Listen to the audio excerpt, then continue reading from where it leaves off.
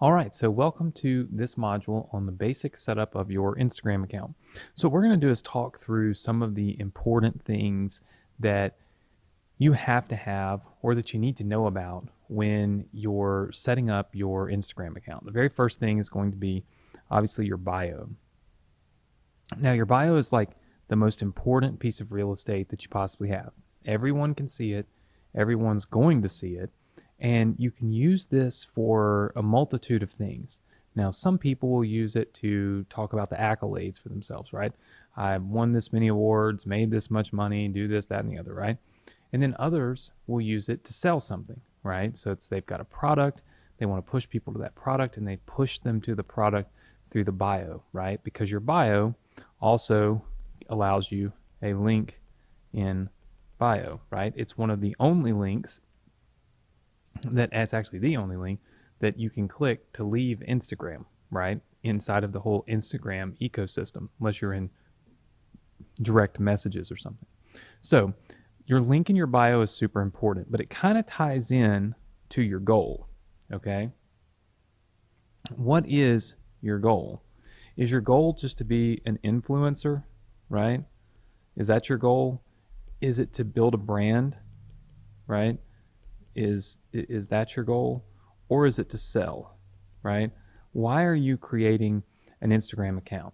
And I think that's the most important thing with the very basic setup that you understand or that you really determine for yourself is what is your goal, right? You see a lot of people that are influencers. If you're an influencer, okay, then your goal is simply just followers, right?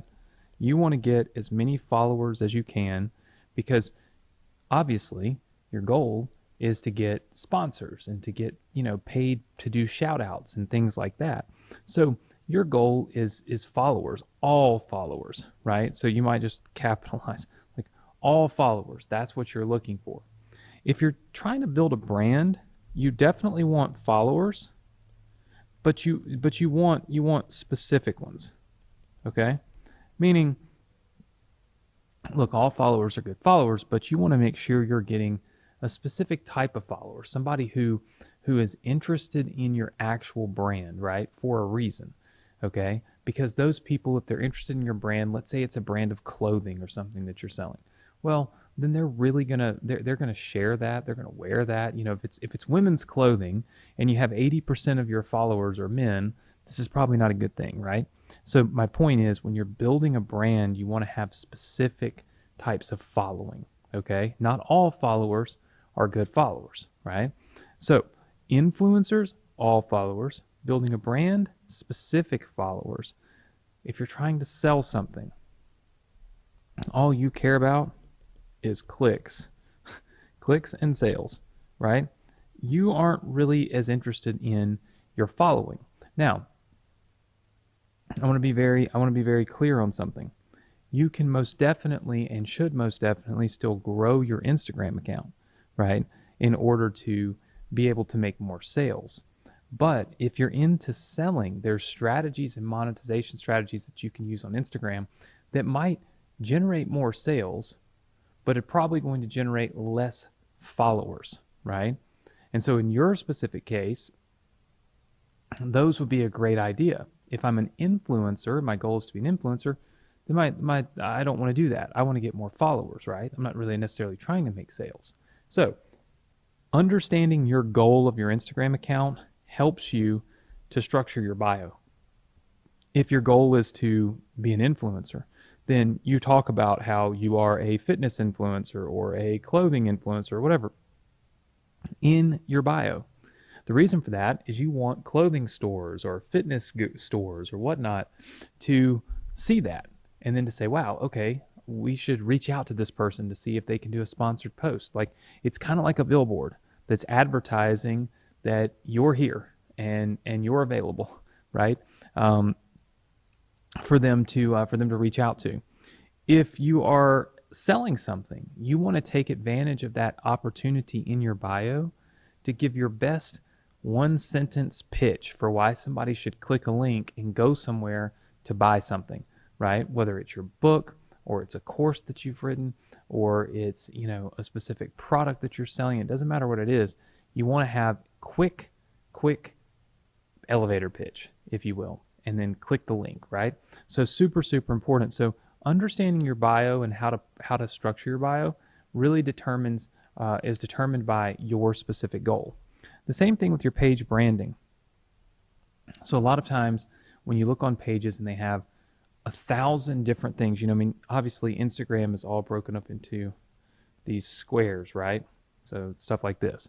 Okay, well, if you were to come on to my Instagram account and this is what it looked like, okay, and I'm just giving you a color representation because, well, it kind of makes the point, right? So let's just go through here and just make this look really, all right. So doing things like this, all right, I think what you're going to see, and you're going to get the point, is that, you know, this doesn't really look very congruent. When I come onto this Instagram page, I'm seeing a bunch of different stuff, right? Just constantly, consistently, all over the place.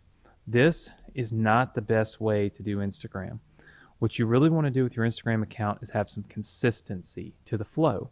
You want to make sure that your page is branded properly, okay? So you want to show what it is that is going to attract your ideal client. Again, if you're an influencer, you're going to be taking pictures and showing things that are that people would look at and say, wow, I want to buy this, that, or the other that this person has, right? So in other words, taking shots that would then influence people to need or want to do or have whatever it is that you're kind of an influencer for, whether it's fitness or, like I said, clothing and whatnot. If it's to sell something, then a lot of times your posts on your Instagram account are a little more educational, right?